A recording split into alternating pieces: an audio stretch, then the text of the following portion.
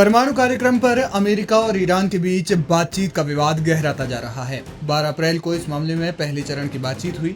इसके बाद दोनों पक्षों ने इस बातचीत को आगे बढ़ाया, लेकिन वार्ता अपने अंजाम तक पहुंचने से पहले ही रुक गई। मीडिया रिपोर्ट्स के मुताबिक अमेरिका द्वारा ईरानी तेल कंपनियों पर नए प्रतिबंधों के कारण चौथी वार्ता अनिश्चितकाल के लिए स्थगित कर दी गई है। इसी बीच ईरान ने खुले तौर पर अपना परमाणु कार्यक्रम आगे बढ़ाने के संकेत दिए हैं। ईरान के विदेश मंत्री अब्बास अरागची ने कहा कि ईरान को पूर्ण परमाणु ईंधन चक्र रखने का पूरा अधिकार है।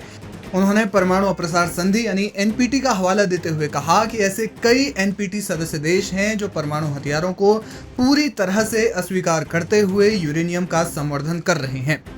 उन्होंने कहा कि ईरान के पास परमाणु संवर्धन का पूरा अधिकार है। अब्बास अरागची के इस बयान को इस बात का संकेत माना जा रहा है कि ईरान अपना परमाणु कार्यक्रम आगे भी जारी रखेगा। आपको बता दें कि तेहरान एनपीटी का एक दीर्घकालिक सदस्य देश है। इस संधि के तहत जो देश इसमें शामिल हैं, उन्हें अपने परमाणु भंडार की घोषणा करनी होती है। साथ ही उन्हें संयुक्त राष्ट्र की परमाणु निगरानी संस्था, अंतर्राष्ट्रीय परमाणु ऊर्जा एजेंसी यानी IAEA की निगरानी में उन्हें रखना होता है।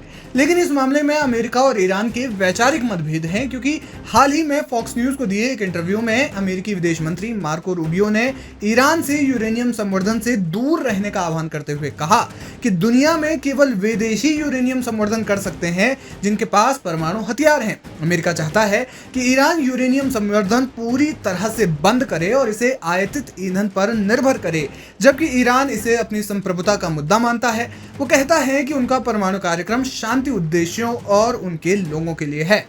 मीडिया रिपोर्ट्स की माने तो ईरान वर्तमान में 60% शुद्धता तक यूरेनियम का संवर्धन कर रहा है। खास बात यह है कि साल 2015 में संयुक्त राज्य अमेरिका और अन्य विश्व शक्तियों के साथ एक समझौता किया गया था, जिसके तहत वे 3.67% तक यूरेनियम संवर्धन ही कर सकते थे। लेकिन ईरान ने 60% की सीमा तक यूरेनियम संवर्धन कर लिया है, जो सीमा से कहीं अधिक है। लेकिन ये परमाणु हथियार बनाने के लिए जरूरी 90% से कम है। हालांकि IAEA का मानना है कि ईरान जल्द ही परमाणु हथियार बना लेगा और उसके पास इस वक्त कम से कम 7 परमाणु हथियार बनाने की ताकत है। अगर ऐसा हुआ तो ईरान वेस्ट एशिया या मिडिल ईस्ट में एक मजबूत शक्ति बन जाएगा। परमाणु शक्ति बनने से ईरान को विदेशी हस्तक्षेप और सैन्य हमलों से निरोधक यानी डिटरेंस का प्रभाव मिलेगा, जिससे उसकी राष्ट्रीय सुरक्षा मजबूत होगी। अगर ईरान परमाणु शक्ति बन जाता है तो इसराइल और अमेरिका के दबाव में रहने वाले देशों के लिए ये एक संतुलन का कार्य कर सकता है, जिससे मिडिल ईस्ट में शक्ति संतुलन बदल सकता है। आपको बता दें कि इसराइल और अमेरिका लंबे वक्त से ईरान के परमाणु कार्यक्रम पर अपनी नजर गड़ाए हुए हैं। कुछ रिपोर्ट्स बताती हैं कि इसराइल इन परमाणु ठिकानों को तबाह करने का भी इरादा रखता है।